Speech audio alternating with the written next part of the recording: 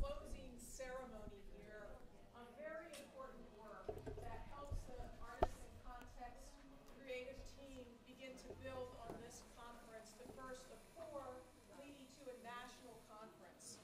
So everything that you contribute in just this last moment, and I have the exciting task of getting you at that wall of conference fatigue. You've taken in fish bowls and story circles and body, what was it, the screen bodies, and all of this information that has been so exciting, and asking you to wake up and be with us one more time for a very brief, about 45 minutes. I have a couple of other things I want to tell you about. First of all, I grew up in a very tough neighborhood. That's why I know how to whistle like that. And in our family, the whistle for my daughter was, you can go as far as the whistle, but if you can't hear the whistle, you've gone too far.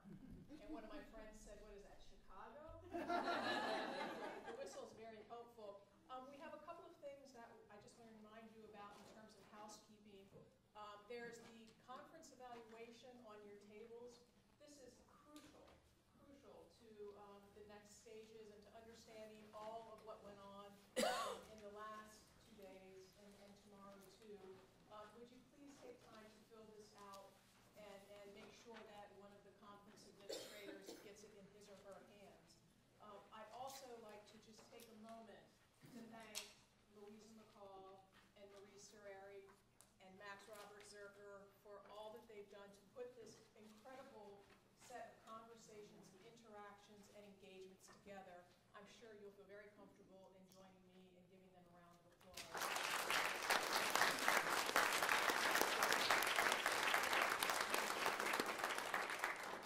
Also, there's a very interesting session building on this session and the whole conference happening tomorrow morning, led by Mark Zegans, who is our conference weaver, along with Peggy and Susie and Jess and Mary, who have been taking notes throughout our time together, and tomorrow morning we'll report a series of findings. They'll be working very hard tonight from the time they leave here till, I'm sure, into the wee hours of the morning to prepare what is likely to be, sure to be, a very interesting set of findings about this conference. But let's let our work begin just along those lines right now.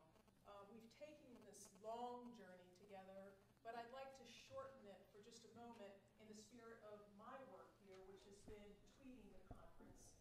So the entire conference is archived online for you at AIC 2011. You can tap into that anytime, and the really good news is you can continue to participate through Twitter and through the Artists in Context Facebook and online with this conference after you leave here today. It doesn't end here in terms of the social media and in terms of other activities too, but you can continue to tap into that. So let's think for just a minute in 140 characters, which is the language of Twitter, and take just a moment. There are 2 things I'd like you to do, just for you, also in the spirit of social media. If you were going home to your partner in business or in life, what would you tell him or her about? What is the one moment you would tell that person about? I'd like you to be thinking about that, and we'll come back to that. What is the one moment? I sometimes think of these moments as the moments that get left on the cutting room floor, but they're the ones that are so interesting. You know, I saw 2 people kiss in the corner of the hall, you know, that no one thinks to put into the news report. What is your moment that you had in these last 2 days that you know you'll be telling someone about?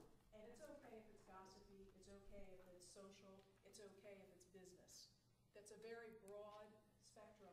All of those moments help to make up this one moment of this conference. In the meantime, I'd like to break you down just in your tables, and I'd like you to turn to 1 or 2 people you're sitting near to. If your table's too big to fit everybody in, make it 2 or 3 people at each table.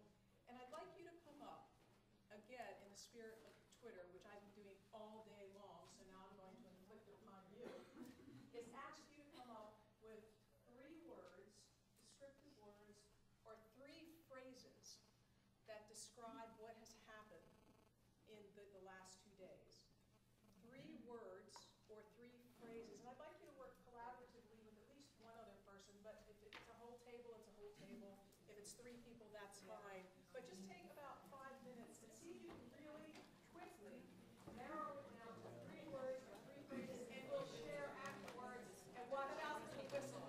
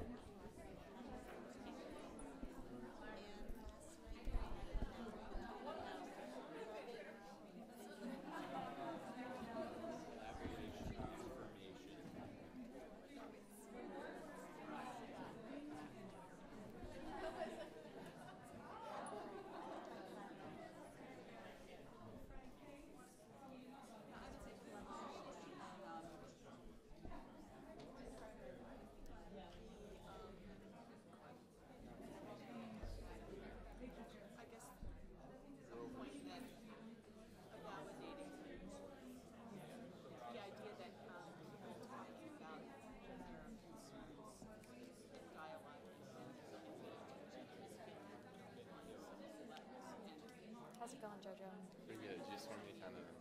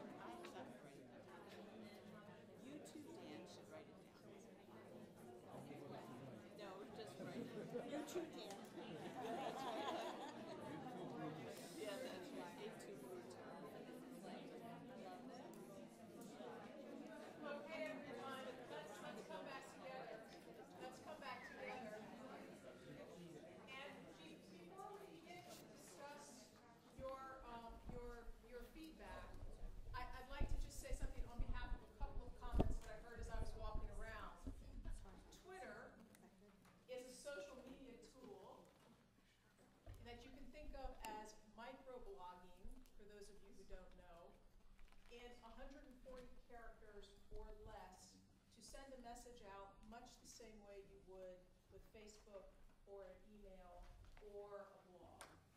It's just a formula for doing that in a much smaller format. For those of you who are not on Twitter and are thinking, I can't follow the archive of Twitter, yes, you can. And I'll post the link on the Artists in Context Facebook so that you can just click it if you're interested to read it and follow it that way. What if you don't Facebook either? If you don't do Facebook either, maybe I can talk with Max later about a way we can make it accessible on the website. Okay, good. Good, okay. You could still Okay. access Facebook if you're not. That's correct. That's correct. But we would need to convey to them the, The link. and I can never remember what it is. And I will find it for you before we leave today and make sure that you have it. Let's just talk. If anybody else needs it, I just need, do you know what the formula is for following the hashtag? It's twitter.com/ Whatever you're doing. Yeah. Artists in Context. well, yeah, that's, no, but you can get to it without the account, just the hashtag. Google Artists in Context Twitter. That's correct, that's another way of doing it. Googling Artists in Context or AIC 2011 and Twitter. That would get it for you, but we'll try to provide it for you in other ways. But I just wanted to explain that because I realized as I was out there Twittering almost alone or tweeting almost alone that it hasn't been a place where people have been using Twitter. But the point of using it was to bring people from the outside who are on Twitter into our conversation. We had some interesting connections made that way too in the last 2 days. So let's come back to you. Would anyone like to share begin the sharing some of the condensed words that you came up with? Anyone want to lead us off? Go ahead. Yeah, okay, so we did 4. Great. Artistic agency, value of collaboration, what's next, question mark. Practitioner sustainability, question mark. And when you came up with those, did they come out quickly? Did you all agree on them? I mean, what happened? Was someone leading the discussion or did everybody have one Stream of thought? consciousness. Mhm. Synergy.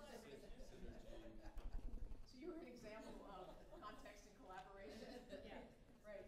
And was there one that seemed to be stronger in your discussion than another? I think all of them were equally strong, actually. Mhm. And both the question marks, right? Right. And the question marks meaning unanswered, right? Mhm. And the value of what was given. I think both were present. So read them one more time, please. Okay. Value of collaboration. Okay, hang on. Did anyone else write value of collaboration or something like it? What's yours? We have challenge of effective collaboration. Okay, great. It doesn't have the counter turned on. Yeah. What was your second one? I'm sorry. Artistic agency. Anybody else have artistic agency? Great. What's the third one again? What's next? Question mark. Great. One more time. Practitioner sustainability. Question mark. Anybody have anything near that? What's yours? Need infrastructure to support. Infrastructures of support. Great. Could we turn to you? Thank you very much. Could we turn to you and ask what your 3 or more? Yeah, need infrastructure to support, dedication and reinforcement, and asking myself more positive questions. And was that for your table or Yes. just? And tell me about the dedication one. What does that mean exactly? Inspiration by the people who are in this room, So you felt inspired by the people, their dedication. by their dedication. Was there one that stood out to you that really spoke to you in particular? So everybody. Great, great. Anything else that you want to add about your discussion? Wait, what was the last one?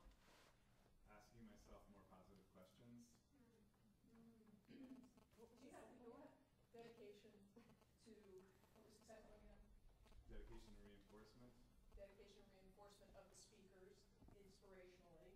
And asking myself more positive questions. Give me an example of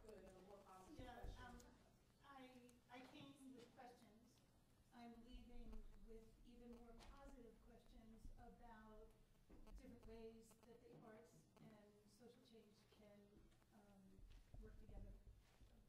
The questions that you came with, were they answered? Were they pushed aside? What happened to them? They were explored to some degree, and I'm interested in more positive exploration in the future. So it was a positive experience that I want to be continuing. So you're leaving with, how can I now do this? More positive exploration of the intersection of politics and the arts. Okay, okay, thank you. Anyone else have the word or near word of inspiration in their group? Yes, tell us yours. Thank you. Well, inspiration was definitely one of our words, and others were heady, provocative, and we have more here. Action forward, clarifying, and interactive. Could you talk a little bit about the clarifying? What was clarified? Sure. No, I guess I felt coming here that there were just certain things I had been struggling with, which I felt by hearing some of the work others were doing just made me think a little differently about it. Can you give us a concrete example of that? Was there something in particular that you heard that made you think, I can do it, or? Sure. Actually, it was last night when Michael was talking about this work he had done with these kids, and we struggle all the time. I think as artists, when we're doing work that affects social change, but it might not necessarily have an immediate direct outcome. And he was talking about how, as artists, we create these moments for people to engage with some social issue or idea, and then from there we give them the opportunity to step from there on their own to somewhere else. And that was just a really interesting idea to me. I hadn't thought about it exactly like that. So at the root of that idea is the question of where does art begin and where does it end? Right. And does it even begin in the moment of engagement with the art, or when you're putting on your jacket to leave your house? Is that where art begins, and does it end when you walk out of the theater or the room that Michael was in, or however? I mean, where does art happen? And our expectation is, as a culture, it happens in the moment of art. But really often it sneaks up on us and ambushes us from someplace else altogether. So clarity, did anyone else come near clarity in some of the language that they use? Clarity or revelation or clarification, anything along those lines? Vision. Okay, let's go here and then there, go ahead. Well, I expressed that feeling of my mind expanding. Mind expanding. Yes. So what expand? I mean, what happened? I think just the relationship between the arts, which, because I'm a visual artist, it's isolating. And then to sit here and see the connection and the relationships between art and these causes or situations. Great. And to see the process. What were some of the other words or phrases that your group came up with? Equality was one. Yeah, Go ahead, sorry. we had equality. Are you saying quality or Equality. equality? What do you mean by that? Well, Kelly has taken some notes. An open, unassuming, and equal relationship network is a necessary base to start and practice engaged collaborative work. So everyone in the collaboration on equal footing. Yeah. Okay. And we had time, the importance of time, that it takes time for projects to build up and relationships to build up, and that this may be long-term, it has to be long-term for it to really make a difference, and responsibility. Talk about that a little bit, please. Well, the note here says, one has responsibility to the people that one works with. So, yeah, that's critical. And you're saying then whoever on your table said that comment. We were all, It was a pretty group conversation. Okay. consensus. So by that responsibility, you're saying that you saw in the collaborations, in the conversations that took place, an attention to responsibility. I think what I got out of our conversation conversation was that those elements of responsibility, the concept of time, they each were elements, as well as the concept of equality in the partnerships, were elements of effective artwork, effective in creating social change, effective in terms of its impact on the people who participated in the collaboration, but those each were common elements that we saw the case studies presenting to us. It's also the fact that in working that way, you have to take responsibility for what doesn't work and what does work, and it's really important that you do, actually. And if you are working around an issue, then you have to take responsibility for the fallout around that issue, and I think that came up for me in some of the conversations. And when you say fallout, do you mean that, are you talking about a failure? Are you, I mean, what are you talking about? Not necessarily failure. Sometimes the good things that happen as well. Right. Not necessarily. You know, in the 20 years that I've spent working with artists and interviewing artists, the single most frequent comment I hear from artists is that we are not afraid to fail, that there's discovery and failure. And that has been true across genres, across international lines, and I heard it again at this conference. And I think that artists have a lot to teach us about that in a very positive way. So responsibility, and sir, over here in the back, you talked with clarity. I'm interrupting this conversation. Did you say something about clarity? Oh yeah, I said vision. Vision. And in the workshop, this word came, very often. And I thought about myself, if I look at you like that, I'm losing my vision because I took off my glasses. Yes. Same So with me I too. need to do something between you and me to see yourself correctly. Yes. So which means I'm creating something, a medium, and this medium is actually helping me to see outside of me, but also inside of me. It's a mirror, so it's reflecting on myself. And that's an interesting thing. We should all have this responsibility to find the medium that help us communicate the inside to the outside. And we cannot do it naturally. We lost our condition. We don't know why we're here. So we need some help. And the glasses help me to see. So are you suggesting that? Is to put myself out of context. I think I'm becoming more efficient if art is not really into the political context. I see the difficulty. An image is not about reality, it's outside reality. It cannot be real. So, but for the 20th century, we brought back the image into reality. And now we have to find the limits between what is real and what is not real. I like your metaphor of the eyeglasses because, especially for the conference, because a conference does do two things. It helps put us out into the world and see the world in a new way, but it also gives us something as individuals, which has come up many times in the conversations here in the last 2 days. So, how do we function as an individual, but also how do we function in collaboration with the rest of the world around us? Yes, go ahead, Jess. I just want to continue that metaphor a bit.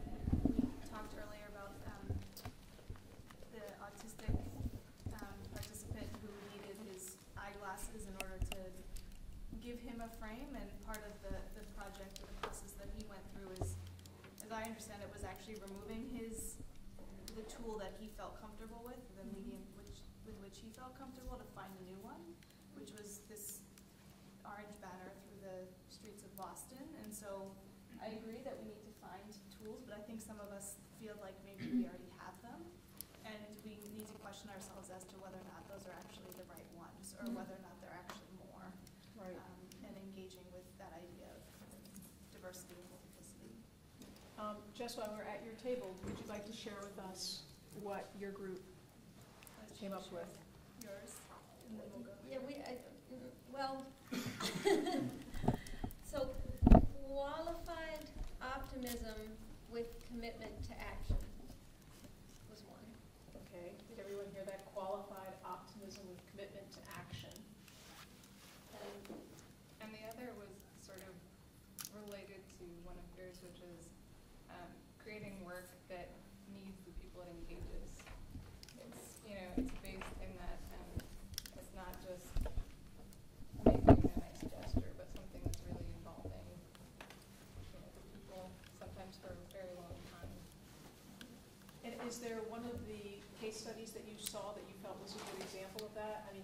point to any of them, I'm sure, but was there one that stood out for you? I was actually, this was one that I brought up, and I was actually thinking back to, I saw Theaster Hayes talk, and that was something he brought up as as what he thought about his work. You're talking about an earlier mini conference yeah, that took it was place. the keynote, yeah, the Right, keynote on May that was 17th. 2 weeks ago at the Boston Public Library. Yes. And just that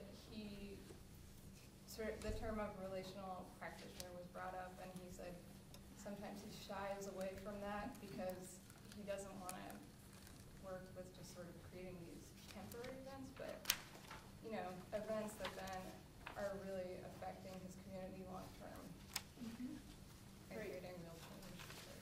Great. And Jess? maybe the third that we came up with was related to the eyeglasses again, but reframing your view and allowing, informing your perspective from that of others. And I'm thinking specifically about the work in Scotland and sort of understanding how other people might perceive a given situation and learning from that. Sure, that's great. I remember when I was struggling to figure out how to be a younger journalist, I asked Susan Orlean, the New Yorker writer, what's your tip? What's the biggest tip you can give me to figure out how to be a better writer? And she said to me, read something that you're not interested in and do it every day, which is when I began reading the business section and the sports sections of newspapers on a regular basis. And she was right. It did open the world in a new way. So that's like putting on a new pair of glasses or putting yourself in an uncomfortable situation. And the stories are all there. We're just too narrow sometimes in our vision to see that we can find our stories and our audiences in other places. Yes, thank you, guys. Thank you very much. This is different from our three things. As we were talking, what really struck me was that people have been able to be really vulnerable, and it's the artists have been able to be vulnerable and the activists, and I think that's a huge strength that we don't think about. And I was struck by Michael talking yesterday about loving the other, and I thought that was something that seemed to me that I kept picking up the thread all day today of that vulnerability of allowing yourself to move into the place of the other. And it's not something that typically artists do. I don't know that it's typically something we as humans often do. I don't know that artists have the market on that, but it's true though, isn't it? It was just the thread that I kept hearing all day long. Yes. And Mark has the other. Yeah, tell us about the rest. Thank you very much. So the other two that we had were listening well and talking truth is healing. Can you tell us a little bit more about listening well, how that wove through all of this? Well, I think in the conversation that began last night, again with Michael's story, he had to listen very deeply to his alienation from his own community, and he talked about making amends. And then he went out and he distributes this flyer to all his neighbors talking about what's happened to his house. And people had to take that in. And when a guy comes running down the street angry, the first response is, oh my God, he's coming after me. But he listened well enough to hear the words, and it changed the dynamic. And then through case after case this morning, we hear examples and see examples of listening well. People lying on the floor, listening to music at 20 hertz. So this can be a shared experience between deaf actors and folks at the conference who aren't deaf. We see an image of a severely disabled person with his finger on a keyboard, and he's composing a piece with another person. There's a listening well. We see a story about people in a community that's been devastated by a now hidden toxic waste dump. And it begins a process of listening with responsibility and clarity and so on and so forth. So it's been a very steady theme throughout. Mark, that's interesting. You remind me of talking to the members of the 10-year anniversary cast of the Laramie Project and how they went to Wyoming and listened to the Matthew Shepard stories around his murder. And those are exactly the words that were used. We did deep listening to come up with our art. Moises Kaufman used it, and Greg Parati, who's also in the cast 10 years ago and now again. deep listening. I think that that's such an important quality for artists to have, whether it's deep seeing or deep listening or deep physicality, whatever your art form is. What was the last one? It was deep listening. And then the last one is talking truth is healing. Great, great. Thank you very much. Anyone else get close to healing, listening? Yes, go ahead. Well, a couple of artists is risk taker, and this collaborative process is a transformational process, not only for society but for the artist itself. I remember, teaching in art schools, you start out, you want to find your expression, express yourself. Who am I, the solipsistic genius that we sort of created in all those schools out there and society. And interestingly, now we have a whole society, thanks to social media and stuff, where we may all express the minutenality of our existences to everyone else who isn't actually listening because they're busy expressing their minute moments of finality. And I think it's pretty exciting because here we are, really, artists in the 21st century, sort of going back where we really have this opportunity here as people who are surrendering the ego for being, again, through autism, or just really being present for communities over long term, or everything about commodified art object and all that. We're really showing, hey, society, you're all really sitting there in your own little wonder me world. It's not doing well for the world.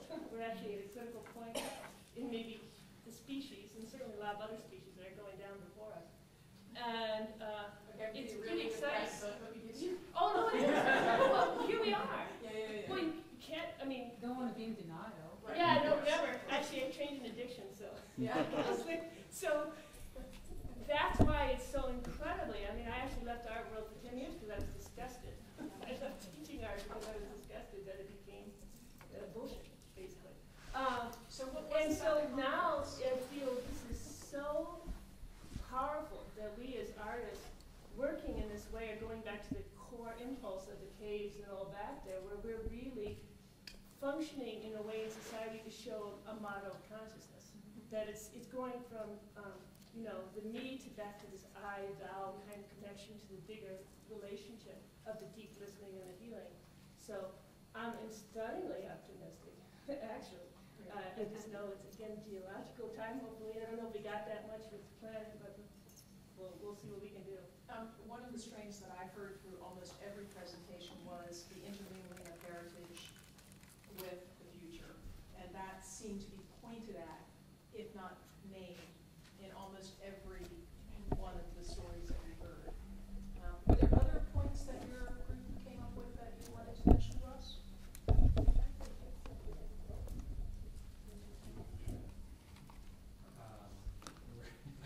I have a long list. I'm looking through the litany here. One that came up for me was vision versus strategy, and especially being upstairs in the research and collaboration room. That reinforced a kind of theme that I saw emerging down here in some of the dialogue, and this kind of struggle about how to flow those two sides of the project together. I think for me, it's sort of like, it fortifies you and sort of rejuvenates you to participate and attend a conference like this. So I think in many ways it's really important that Louisa and Marie are doing this so that we can kind of take a respite. Like, I really can feel for Franklin, and that if you're front and center in this kind of engaging these issues, you get worn down. You get really worn down. It's good to just be able to step away and have a support network. And to be with your people. Yeah. Yeah, right. And then you can see, you share methodologies and experiences and help each other. It's great. Thank you. We have just a few more minutes. Is there anyone else who has a comment that hasn't been mentioned yet? Go ahead, sir. It was just myself and Rosalind that we came up with, I'm not sure if the proper word would be reaffirmation, maybe revelation, that artists are agents of cultural and political change. Okay, and that's what you're carrying away from you. Yeah, for me it's, it's a reaffirmation, but for Rosalind it might have been sort of a revelation. Well, I think it's good for reaction. More larger setting. I think that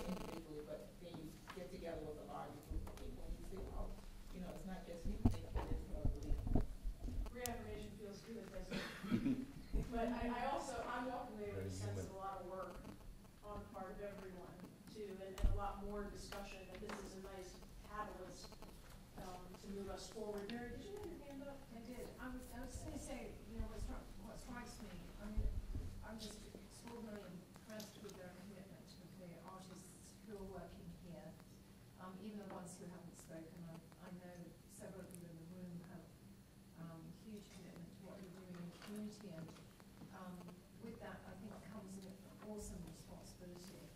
And one of the questions I would have is, at what point do you know you're in, how do you understand your limits in terms of where you can go, where your skills, you've extended your skills to the sort of outward boundary, and really it's finding other people to sort of pick it up. And the other concern I have is when someone adopts you as part of their agenda, what happens to the work? And how do we caretake what it is we're trying to do here? Because it's pretty scary when you get, and I've heard this, when you get an economist talking about art as being the new economy, you know, and that's us that's being taught about here. Well, how you know, do you want to participate? And I think it sort of steps into the kind of conversation around policy and who's in charge of that policy, and how this sector has not owned its own policy. We don't write it. We don't, you know, it's not. We don't have a strong dialogue about it. In fact, we opt out of that conversation a great deal. So it leaves a lot of questions for me on the table, I think, but huge. It's very humbling. You talk about passing on the flame to Yes. the next person, Yes. and that comes with its own set of philosophical Yes. questions too. Should the art remain exactly how it was? Should it be allowed to change? Are they caretakers of that original idea? Or are they allowed to own it at some point? So there's a lot behind what you're saying in addition to all the policy. And then one other issue I'll just mention also is the generation. There's a generational issue that we are now facing here. I'm very struck. I don't think Robbie's here now, but Robbie is enormously skilled. I mean, she has a lifetime of work behind her. So she is teaching, and that's a good thing. But how do her skills get passed on to people that are keen and willing to sort of learn about how she's gone about doing what she's done, learning what she has? How do we get better at that piece of it? Can I just follow up on Mary's question? Because Robbie is looking at a long-term project to actually systematize the story circle method, and she really believes in training the trainer. And this fall, we're hoping to put together a collaboration with the Boston Public Library and offer story circles in the branch libraries. And Robbie's going to oversee them, but her graduate students at Emerson are actually going to be the ones who are running the story circles. So I think she realizes that to really accomplish authentic change, you do need to teach the practice and keep on expanding it. And that's what she wants to do. Great, so we have time for one more, and then we'll... I was just going to also respond to the piece you said before about the commodification of art. Because when you talk about that, you also have to talk about the capitalist economic structure. And if we want to argue artists that art is a public good, that gets into what I brought up last night about the tax policies and the structure of how much revenue we could collect, which is tons more than we are, and should the arts be supported by the public as a public good? We supposedly support public education, for example. We support other public sector. You know, should we expand the public sector, which has shrunk? And, you know, it is connected to that commodification of art. It's a private market. Great, thank you. If you have written your phrases or words on a piece of paper that you'd like to submit to us, I'd be happy to collect them before you leave. That's not required. If they're in your journal,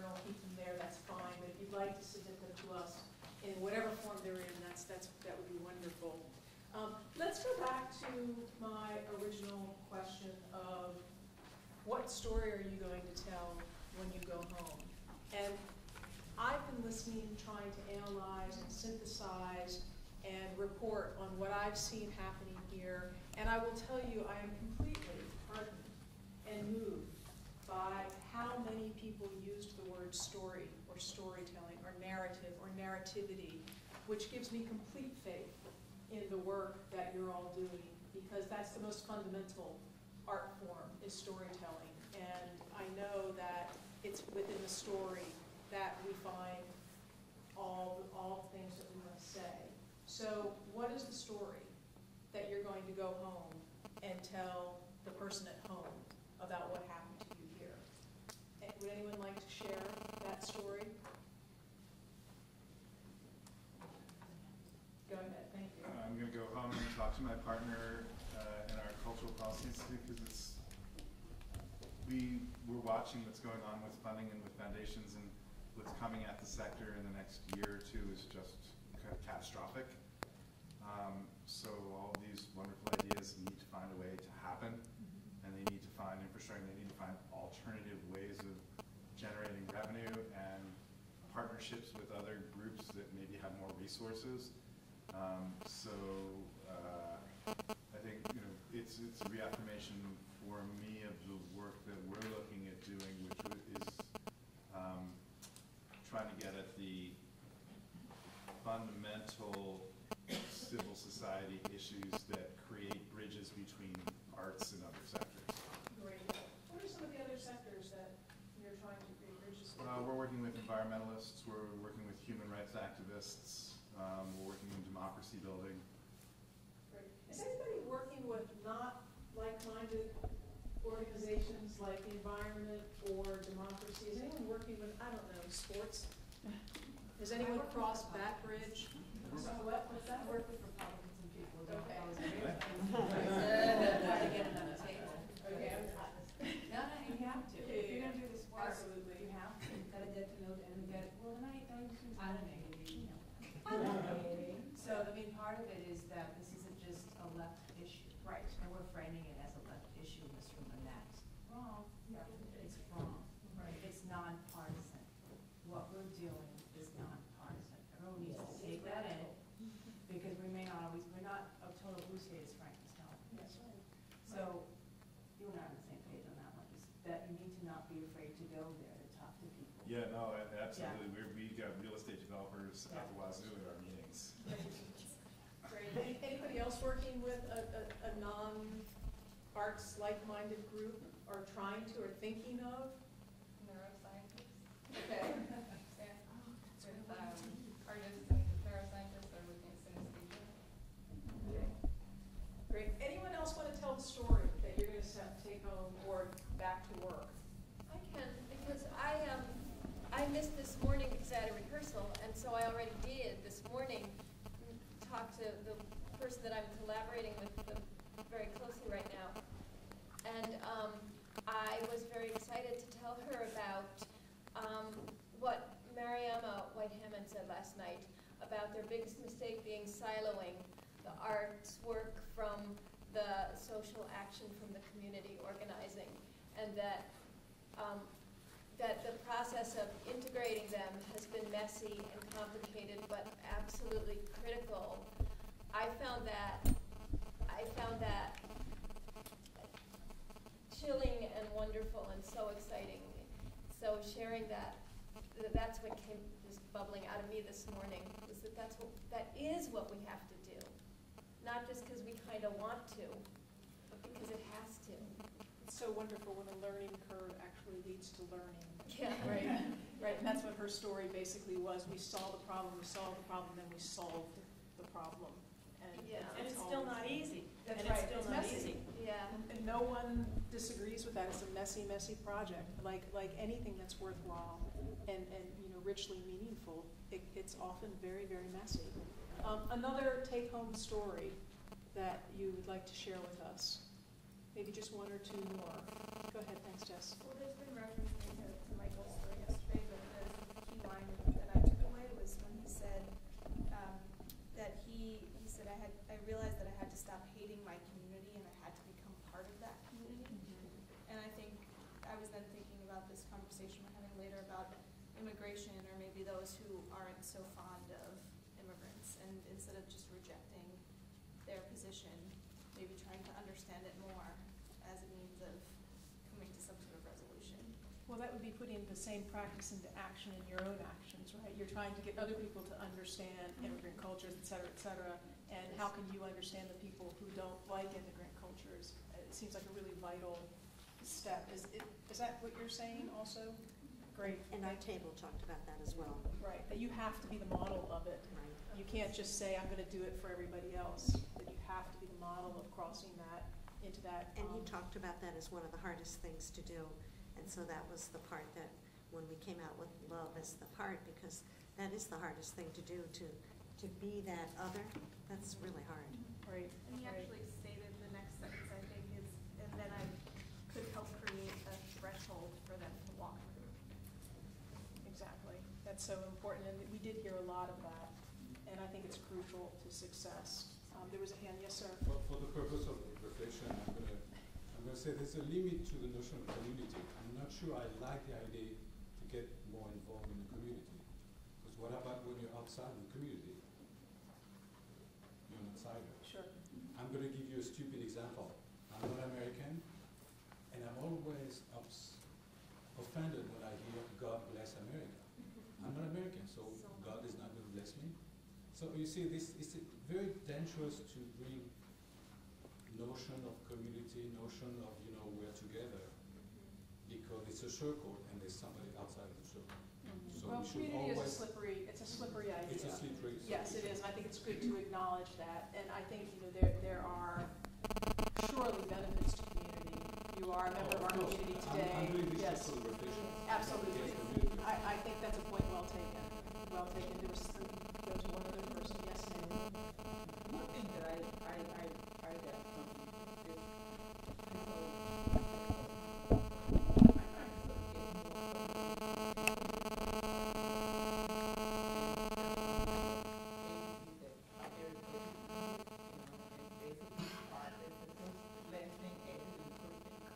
this when the budget comes short. So the idea is, if you integrate it, you can't really cut something that's integrated, but if it's sort of like an add-on, just chop it off and do that.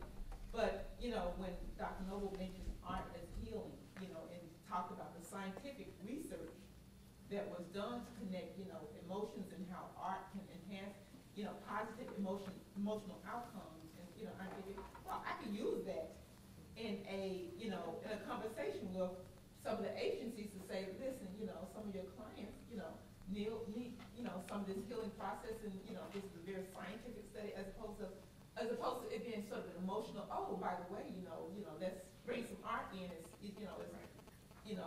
kumbaya, and let's all hold hands. It was very scientific. Right. And I haven't gone to the book, so I don't know what it is, but I'm sure, there's positive scientific, outcomes that we can point to say, yes, it's not an add-on. It needs to be integrated in our everyday environment, just for, personal healing, to keep us human. And that was very strong. We can all say art's good because it's good, but if you want to get money, you got to have the research. And artists have not typically been very good at generating the facts about what happens in the human body, what happens in life when the arts are a part of that. We don't have as good a research as science has, as sports have. There are all sorts of other fields that dump money into this. A lot of scientists who would like to be working on this can't get the lab time and the funding to support the work that they want to do, so that this does exist. And, and it becomes a kind of treadmill. That's not a treadmill, is it? but anyway. Yeah, I think this is really challenging. It's one of the questions that I'm taking away. That's not an answer, but it's a thought that's been engaged with other thoughts. Is that as artists, we manifest thoughts and artistic ideas through movement, through theater, through visual phenomena, through building, right? So I think policy wonks manifest through policy, right? And then I'm struck by the comment that was presented last night about how there is no architecture for this. But in fact, I feel like I'm sitting in a room with a bunch of 2x4s. And part of what the challenge is to be able to say, this 2x4 makes a roof, and this 2x4 makes the doorway, and this 2x4 makes the structure. And in fact, we're not making one house, we're making multiple dwellings that people can go into. And that part of what was really wonderful about the last day and a half was that we had a lot of models and a lot of people talking about their experience. And we almost needed to go up one more level and say, well, that's a great 2x4 for this. This is a great question for this. And start using that to develop our language, to develop our arguments or our definitions of what it is that we do and how more can be done. You know, so what's the distinction between an outsider and an insider? What do we mean by community, right? What do we mean? Because there are lots of different ways that people are doing it. Right now we're just, you know, stacking up wood. But in fact, there's some really interesting methodologies that have been articulated that we're still so close to. We're seeing them as examples, when in fact I think it would really behoove us as makers in context to be able to say, this is one style, and this is the agency of this kind of work. And this is this other work, and this is the agency of that work. And so I think that there is architecture here. But right now it's a lot of 2x4s. Sure. I just want to make sure before we start to wind down that is there someone who hasn't had a chance to get his or her hand seen and who would still like to say something, someone we haven't heard from who wants to say something? I just want to make sure everyone's had a chance. Okay, we have two more. You, and then we'll end up. So I just wanted to say a quick thing also about the community conversation a few people back. Well, I disagree. It's food for thought. That is, I think that we have limited amounts of time, and when we ask the question, who's our audience, I don't think the audience is the people who, for example, in the panel about the immigrants, write those things about their immigrant children. I think the audience is like half the people who don't even vote, the people who are so alienated from the country that they're not writing stuff like that. Many of them, and I can speak from my own students, really care about issues, but they feel completely disempowered and completely alienated.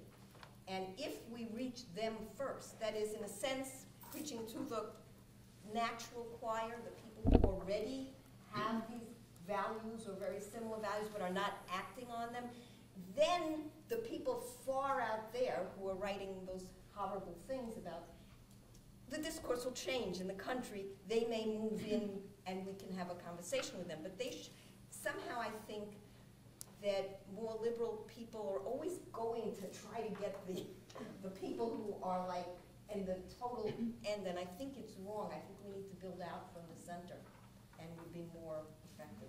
Well, look, the whole world can't be your audience. Yeah. You know, I mean, I like baseball, and I don't like cricket, and I'm never going to like cricket. I'm never going to go to a cricket match. You know, so you're not going to get me. You know, so I mean, there are going to be limitations on community and audience. One more. Part of the thing is maybe not even doing your art project. It's not about your project. It's about helping people get to where they're going. It might be just showing up to a community meeting, saying I'm an artist and I think this is the right way to go, or joining a board or joining Mayor's board. It may not be about actually producing your artwork. And I think that's something that we don't do enough of in our community. We have a lot to offer. I'm looking at you.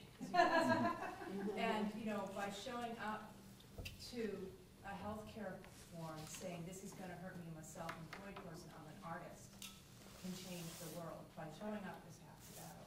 That's again putting yourself in a situation that's not your comfortable situation necessarily, but you may have a gift for that, and as an artist often have a creative problem-solving approach. Public approach, you have doctors and lawyers, there should be artists part of that dialogue. Absolutely, absolutely. So I'd like to just ask you if you would give us that wonderful physical expression that you had for how the conference affected you. To show us. Well, actually, we're talking about words we don't want to include, and I'm excited about that. We don't want to include that because it's an overused word. But I am excited about this. This is the part of the part. No, you have to take it down a bit. Think about half circle.